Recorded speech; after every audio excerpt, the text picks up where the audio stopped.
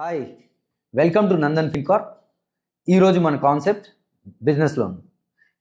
మీకు బిజినెస్లో పెద్ద ఆర్డర్ వచ్చిందా అని ఎగ్జిక్యూట్ చేయడానికి ఫండ్స్ లేవా? అయితే సొల్యూషన్ బిజినెస్ లోన్.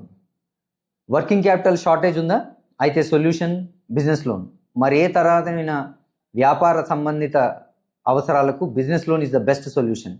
అయితే ఈ బిజినెస్ లోన్ 3 years టెన్యూర్ ఇస్తారు. 10 crores వరకు కూడా మనం మార్కెట్ నుంచి వితౌట్ ఎనీ కొలాటరల్ సెక్యూరిటీ, ఎటువంటి ప్రాపర్టీ పెట్టకుండా కేవలం బిజినెస్ మీద మనం అన్సెక్యూర్డ్గా తీసుకునేదే అన్సెక్యూర్డ్ బిజినెస్ లోన్. ఇది 3 ఏళ్ళకి ఇస్తారు. అండ్ పర్ ల్యాక్ వచ్చి 3,500 రూపాయలు వరకు మన ఈఎంఐ వస్తుంది. అంటే 10 లక్షలు తీసుకున్నారనుకోండి, 35,000.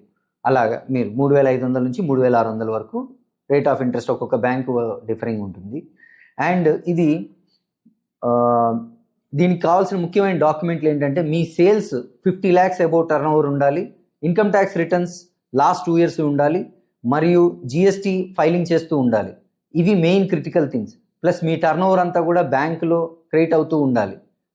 అంటే ప్యూర్గా మీరు ఓన్లీ ఇన్కమ్ ట్యాక్స్లో టర్న్ ఓవర్ చూపించి బ్యాంకులో టర్న్ ఓవర్ లేకపోతే మాత్రం ఇది మళ్ళీ ఇవ్వరు బ్యాంక్స్ అనమాట.